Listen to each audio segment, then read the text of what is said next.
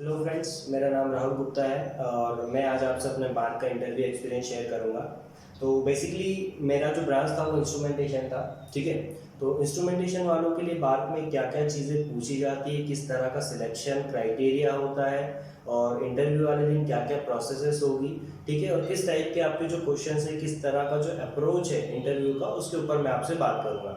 तो दोस्तों, मेरा जो एक्सपीरियंस रहा है, मैं 3 बार बाहर का इंटरव्यू देकर आया हूँ। 2016, 17 एंड 18 के अंदर मैंने बाहर का इंटरव्यू दिया है। तो मुझे काफ़ी कुछ आइडिया है। मैं 2 कमिटीज़ होती है इंस्ट्रूमेंटेशन के लिए, तो दोनों को मैंने इंटरव्यू दिया है। तो मुझे काफ़ी कुछ आइडिया है कि किस तरह के क्वेश्चन ये लोग पूछते हैं, ठीक है, और किस तरह की अप्रोच हमको फॉलो करना चाहिए। ठीक है, तो मैं आपसे एक एक कर सभी पॉइंट पर बात करूंगा। ठीक, तो लेट्स सबसे पहले हम लोग स्टार्ट करते हैं यहाँ पर कि सिलेक्शन किस तरह से होता है बाहर के अंदर इंस्ट्रूमेंटेशन पीपल के लिए।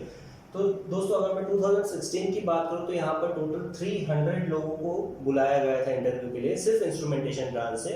और उसमें से अप्रॉक्सीमेट जो सिलेक्शन था वो 5 से 6 कैंडिडेट का था। मतलब आप यहाँ पर देख सकते हो कि सिलेक्शन का जो क्राइटेरिया रहता है वो 60:1 था 2016 में। ठीक, उसके बाद अगर मैं 17 पे बात करूँ तो 17 पे 108 लोगों को बुलाया गया था और उसमें से जो सिलेक्शन हुआ था अराउंड 3 से 5 लोगों का सिलेक्शन हुआ था। एग्जैक्ट फिगर मुझे ध्यान नहीं है। ठीक है, 2018 लेटेस्ट की अगर मैं बात करूं तो यहाँ पर 100 लोगों को बुलाया गया था और उसमें से सिलेक्शन हुआ था 5 या 6 लोगों को सिलेक्शन हुआ था।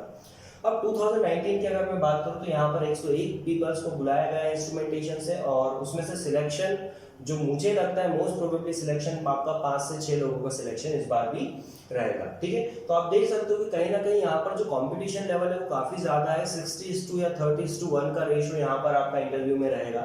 मतलब अगर आपको इंटरव्यू क्रैक करना है तो आपकी जो प्रिपरेशन है वो बहुत अच्छी होना चाहिए। ठीक, तो ठीक है, अपन बात करते हैं कि उस दिन प्रोसेस, जब इंटरव्यू वाला दिन जो होता है वहाँ पर क्या क्या प्रोसेस होती है उसके बारे में हम लोग बात करेंगे।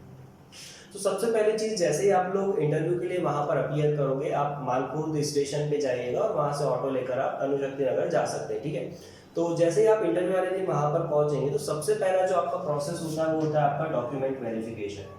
ठीक है, तो डॉक्यूमेंट वेरिफिकेशन में क्या होगा, आपके जितने भी डॉक्यूमेंट्स है, जितनी भी आपकी मार्कशीट है, ठीक है, आपकी डिग्री, आपका गेट रिजल्ट और उसके अलावा जो आपका टीए फॉर्म रहेगा, जो टीए आपने टिकट जो बुक किए होंगे, वो सब चीज़ें उस दिन वहाँ पर क्या होगी, आपकी वेरीफाई होगी और टीए फॉर्म वहाँ पर सबमिट होगा।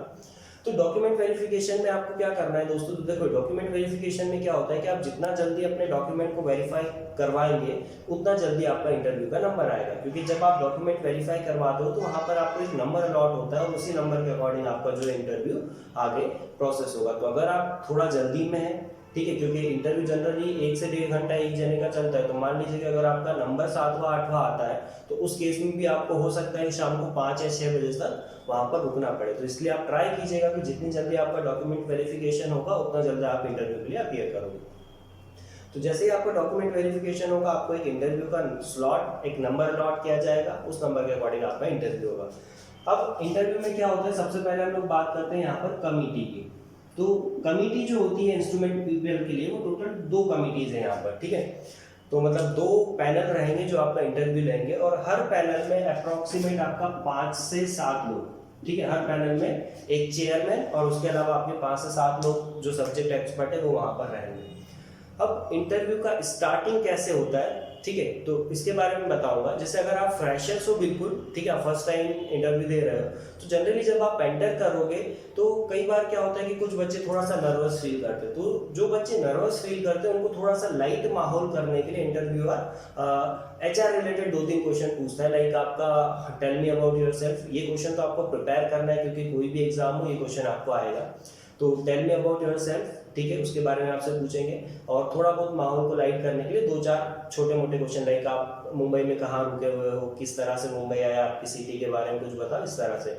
बट जो बार का पैनल रहता है वो पूरा का पूरा टेक्निकल पर फोकस रहता है। मतलब वो चाहते हैं कि वो जितना जल्दी हो सके टेक्निकल वाले पार्ट के ऊपर आए, ठीक है। बट टेक्निकल पार्ट पे आने के पहले अगर आप में से कोई एक्सपीरियंस है जिन्होंने इंडस्ट्री में कहीं काम किया है, तो आपके लिए वो चीज़ भी इंपॉर्टेंट है क्योंकि आपसे वो पूछ सकते हैं कि आप जहाँ पर अभी काम कर रहे हो या जहाँ पर आपने काम किया है वहाँ पर आपका प्रोफाइल क्या था और किस तरह से आपका वहाँ पर वर्क था। हालांकि इसका इफेक्ट कुछ नहीं पड़ेगा आपके इंटरव्यू पे, मतलब ऐसा कोई प्रेफरेंस नहीं देते वो कि अगर आप एक्सपीरियंस हो तो आपको ज़्यादा प्रेफरेंस मिलेगी, ठीक है, ऐसा कुछ नहीं होता।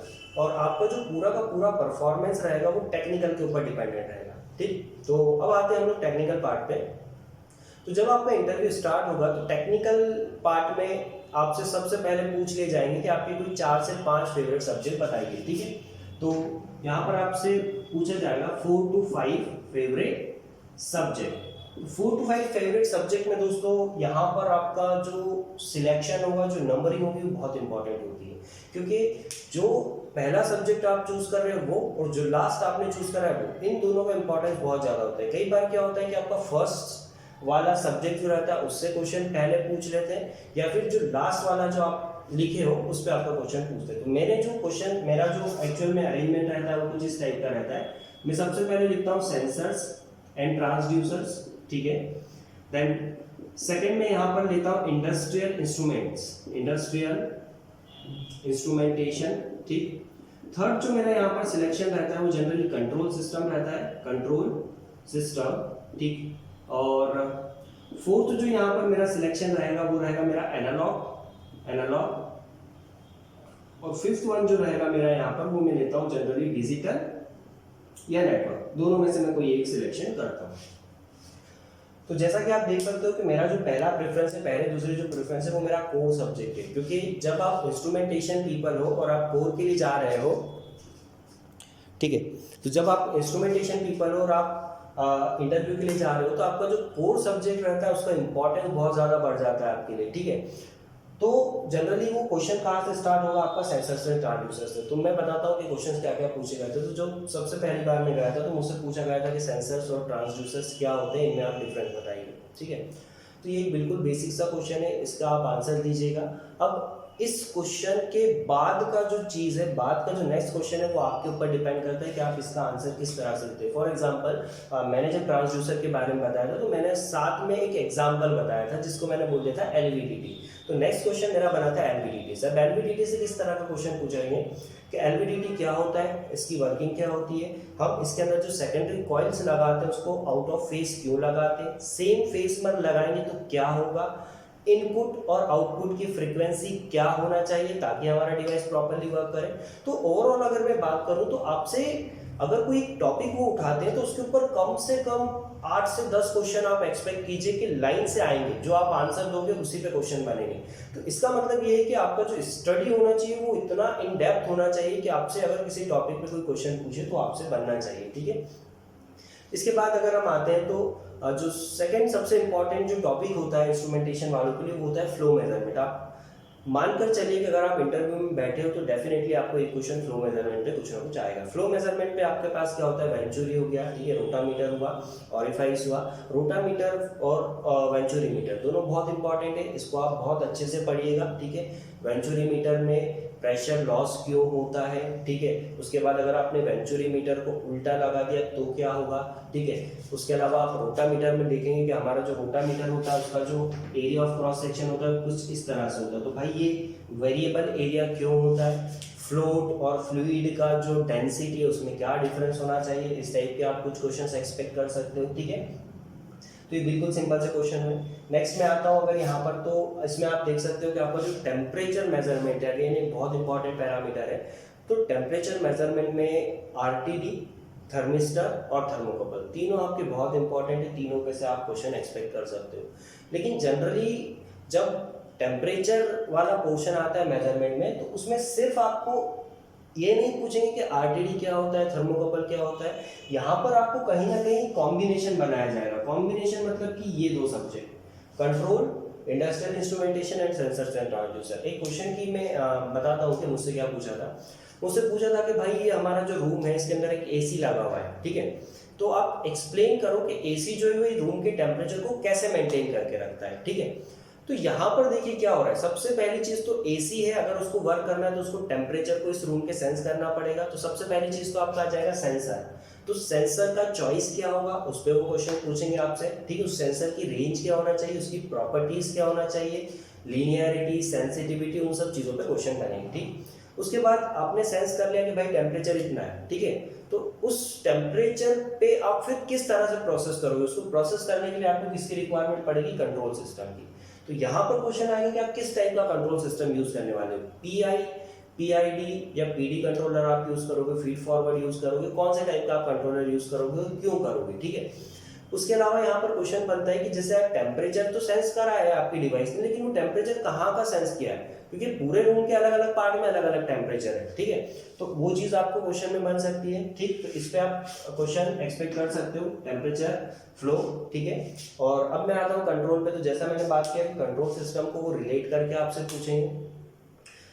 दूसरी बहुत इंपॉर्टेंट चीज़ है कंट्रोल सिस्टम से रिलेटेड कि मैं जब फर्स्ट टाइम इंटरव्यू देने गया तो मैं कंट्रोल सिस्टम मानता था, मैं कंट्रोल सिस्टम और प्रोसेस कंट्रोल दोनों को अलग अलग मानता था कि भाई कंट्रोल सिस्टम जो होता था हमारी इंजीनियरिंग में उसमें बॉडी, रूट, लोकस वो सब आता था, तो मतलब मैथमेटिकल पार्ट था, वो मुझे बहुत अच्छे से आता था।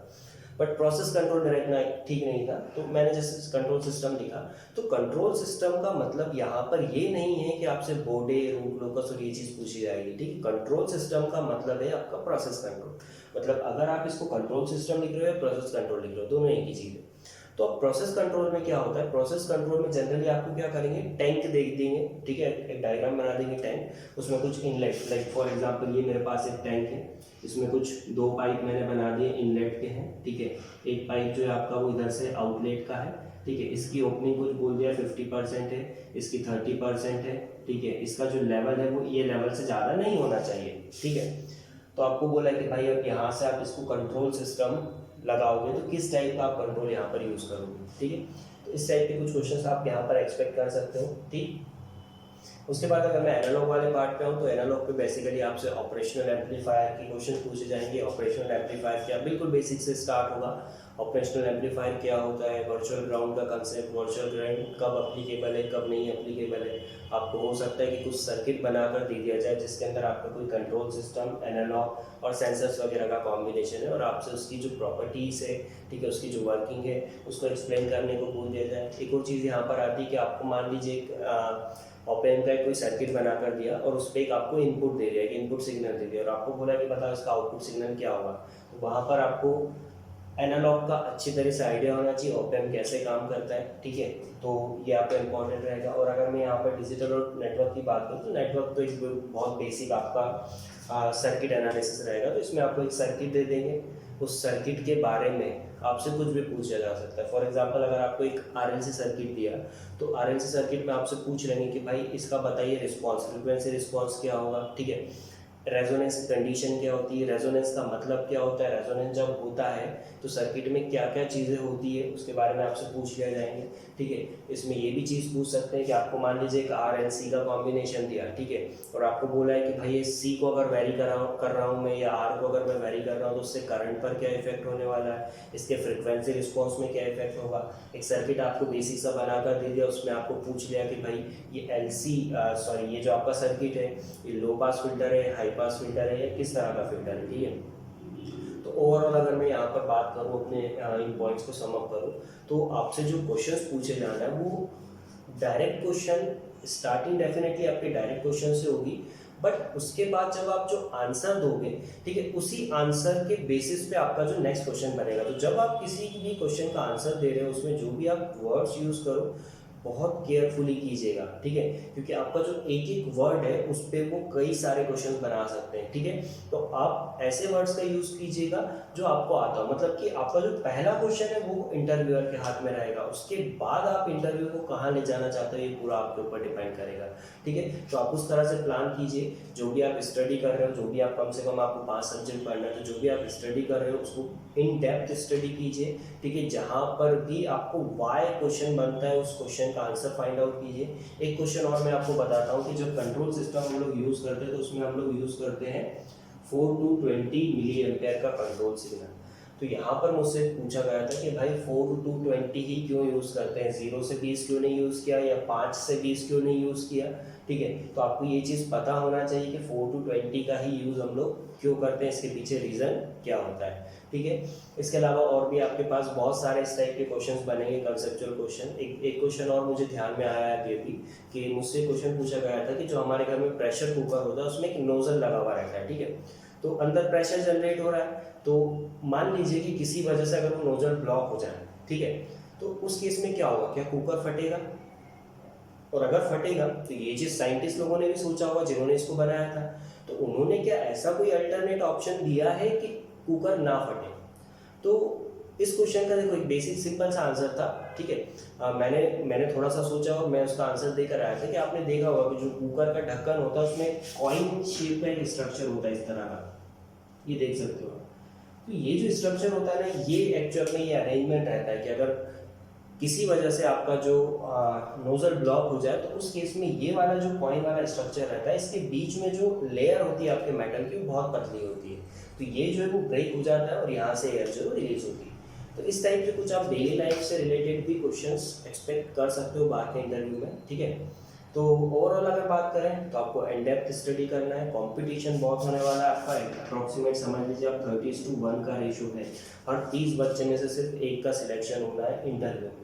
तो ये आपके लिए बहुत ज़्यादा इंपॉर्टेंट है। बट हाँ, एक चीज़ मैं कहूँगा कि आप अपने इंटरव्यू, चाहे आपका प्रिपरेशन हो या ना हो, बट आप इंटरव्यू जरूर दीजिएगा, क्योंकि बाहर का जो इंटरव्यू है one of the best interview है पूरे इंडिया में, ठीक है। टेक्निकल इंटरव्यूज़ की अगर मैं बात करूँ तो ठीक है, ओके, थैंक यू। और अगर आपके कुछ डाउट्स हो तो आप कमेंट सेक्शन में मुझे बताइए, तो मैं कोशिश करूँगा कि आपके हर क्वेरीज का मैं आंसर दे सकूँ, ठीक है। Okay, thank you so much.